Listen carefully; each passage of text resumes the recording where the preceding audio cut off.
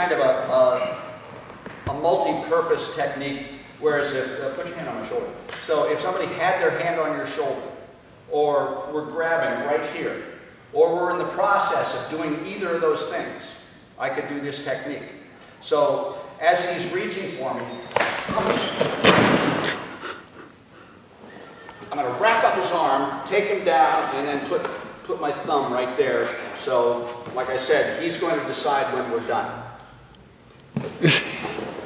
So if we do this in slow motion, just put your hand there. I'm stepping in, wrapping up and controlling that arm. Now if he tries to take his arm back, go ahead. I've got it. I'm not holding it yet, but I've got it because my hand is going in that direction. And then I'm going to step behind his right foot so that he can't step back and protect himself. And as I hit him, he'll try to step back. He can't do it. He will go down. Now normally, I would control his arm like I did the first time, all the way down to the ground. In this case, I'm going to let him fall and let go of his arm. Okay? Another thing, let's say he's holding on there very tight, and there's no way I'm going to dislodge that hand. It's not hurting me, so why bother? I'll just control it, hit him in the face, and then take him down with that very same hand. The reason I hit him in the face is to get his mind off me and put his mind on himself. So when he starts worrying about himself, then we have a different game going on here. That same grab, I don't really have to even bother with this hand. I can do it without, why don't we go to that side? Okay. I can do it without that. Okay. Without even touching it. I'll just duck underneath and hold on real tight. And as I come up on the other side, so I've used my neck and my chest to control his arm in what's called an arm bar, where I'm pushing his elbow in a way it's not meant to bend. So I could dance him around the room with this way, I could take him straight down to the floor, as long as I control the wrist and the elbow. Another thing, that same grab, we do this because the tough guys like to take the field by holding on to you, either with just a hand or this if you've got a heavy jacket. So if I'm not here, if I drop down here and maybe strike him in the groin and then come up on the other side, I can take him down in all sorts of different ways so that he doesn't know where he's going to go. That puts the benefit on me. I know where he's headed. He doesn't, so he's kind of scrambling for position. What's going on here? A lot of the techniques that we do for the Marine Corps, I try not to stray very far from their field, which is called the Marine Corps Martial Arts Program. So they keep it very simple and very straightforward. One of the things they might do if you did that reach in is just a simple block. And then a punch up to the shoulder or to the chest or the solar plexus, someplace very direct, and then they're going to hit you and then walk in, hit you with an elbow and keep on coming. Their basic block, if I were doing an outside roundhouse punch, just give me that forearm block. Oh, it's right there. His arm is 45-degree angle away from his body, which means my force is going into his body, into that back foot, and he's going to stop me. So that basic block is a good block, whether you're talking stage fighting or street self-defense. So now, put your hands up here like this. As I reach in, I want you to swap my hand down. Okay. Just hit it, boom, and you're done here. Okay. Either hand, use your other. Boom. Okay. Now, nice and quick. As I reach in, and then if I throw this, you're going to block.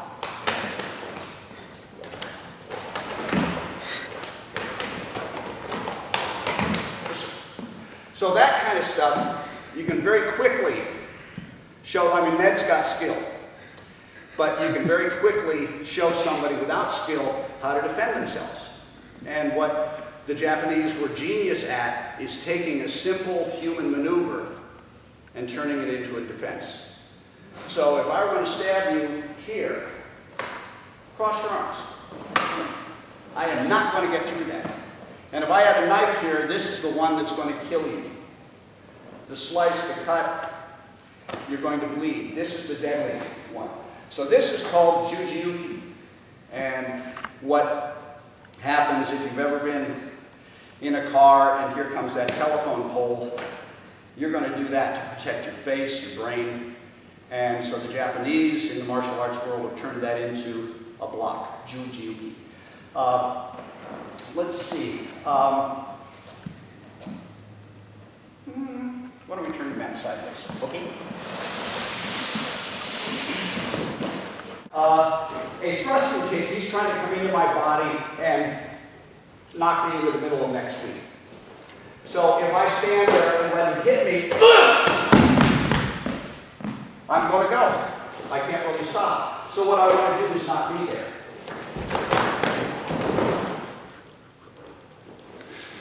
I step out of the way, I open like a door, put his foot, let his foot go right where I used to be, trap it, change, and then walk into it. As far as the tournament technique is concerned, it's not usually useful because we don't, in Isshinryu, we don't go to tournaments with Taekwondo guys who throw those kind of kicks. Those tournaments stay separate. For obvious reasons, we have completely different styles. So, but the kick we would throw is that. Low, close, a snapping kick that comes in and out. If I miss, I get to do it again. If he misses, you see what happens. He goes down on the ground. If he hits me, I go that way. All right? So go ahead and put a little pressure on. That's enough. Okay. Now, that's a chokehold. In that much time, he put enough pressure on that I didn't like that. Because he's cutting off blood flow to my brain. He's also putting pressure on my larynx. Okay, put your hand out. This is called a rear naked choke. He's bringing the arm around, lining up his elbow with the front of my throat. Now he's got me on 3 sides, my neck. Okay? So what we do with that, when the choke happens, go ahead. I just drop my chin. Go ahead, put some pressure on. Now, as you can see, he's putting pressure on. Go ahead. I can still talk because he doesn't have my throat. And now I'm going to grab his arm and pull it down here. Just a little bit of a jerk. And then as I jerk it again, I'm going to set him kind of control it. So right here, I've got his wrist. If I want to bend his elbow, I've got his elbow. And what I did was not allow him to choke me. And that's the game. If somebody's got that on you, and I didn't drop my chin in time, go ahead. I've got a half a second to strike, do something to stop that choke. But if they can take the pain for a split second, it's a problem. Okay. Bear me in bear hug. Right down around my elbows. Okay, so this is the way we do bear hugs. So this is all I've got.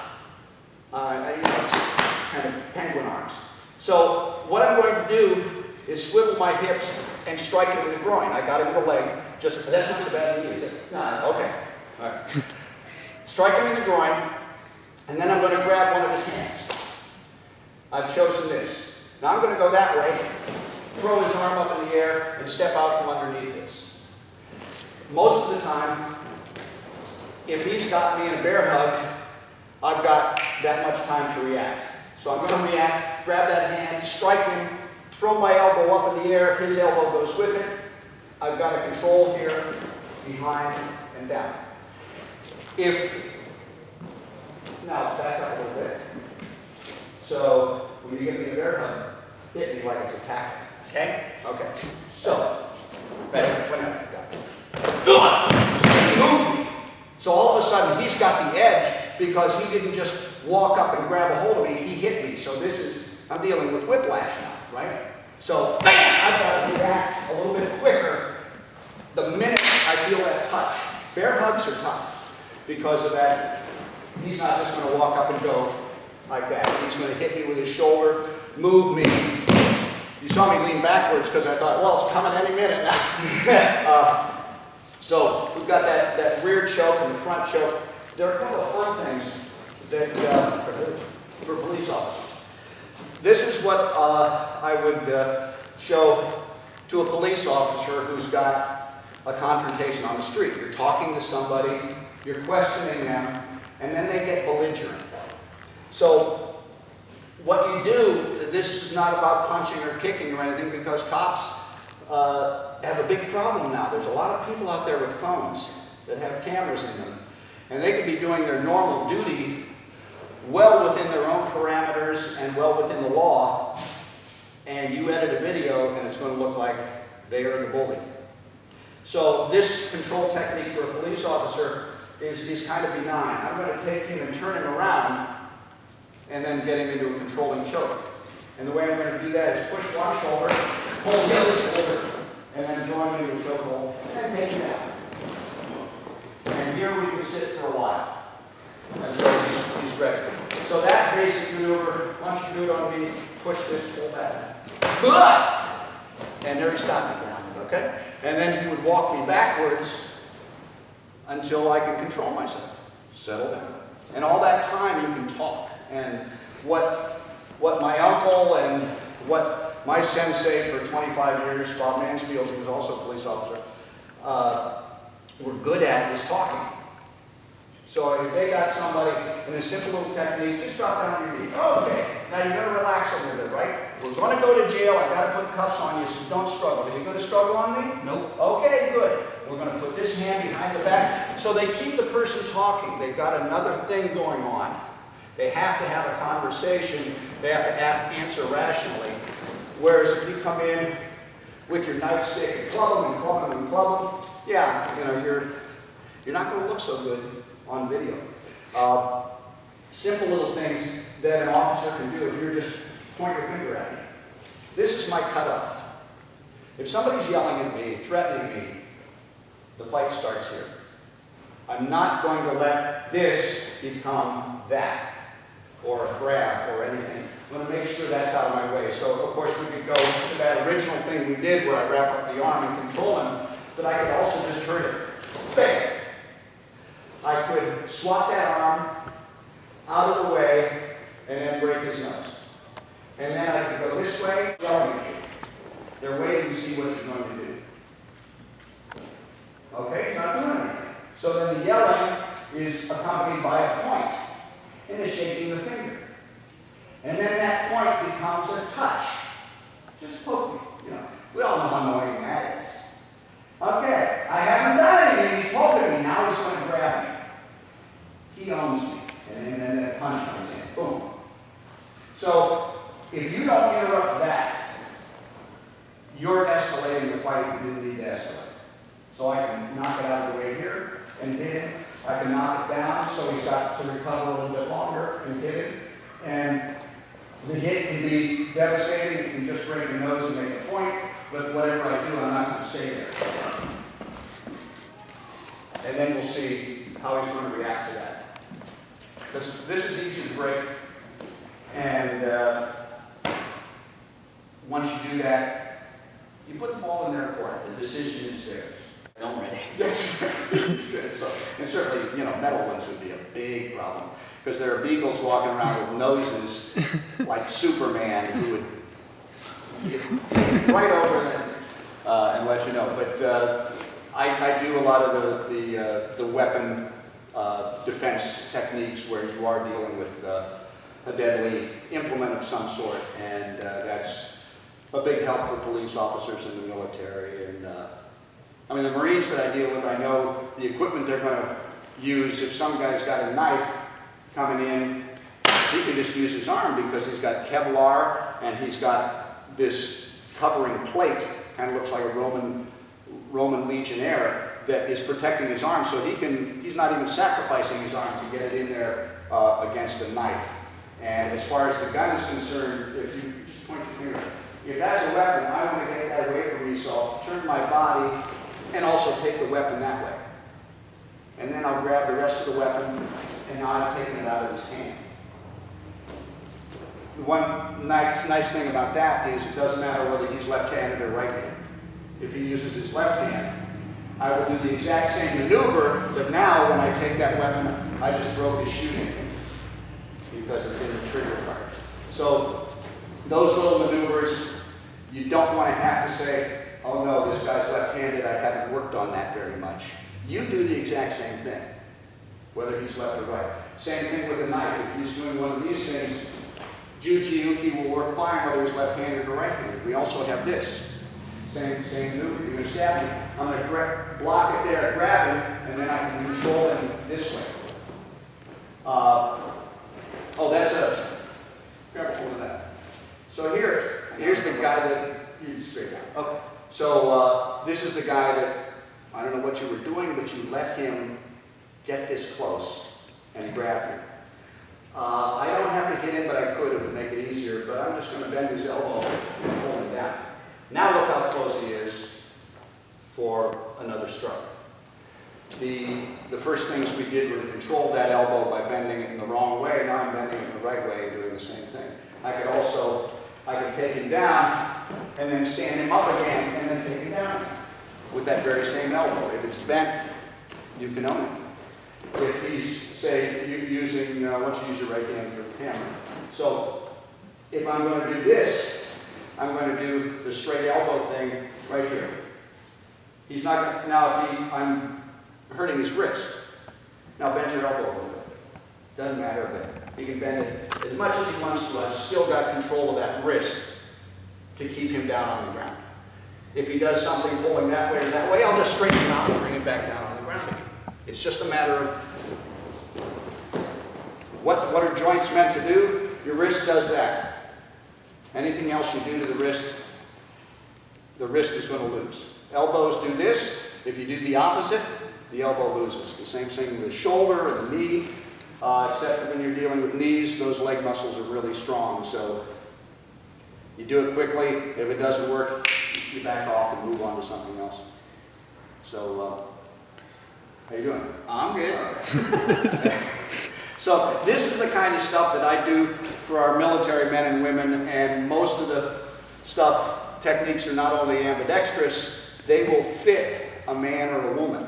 The trouble with the military is in battle gear, when they're wearing not just a Kevlar shirt, they're wearing armor from the waist up. They can't do certain things, and their arms are always here, so they are limited with the gear that they're wearing. Police officers have a utility belt. They walk like this because of all that stuff they're carrying, so they have a limited range of motion, which is why I try to keep things above the waist and nice and quick.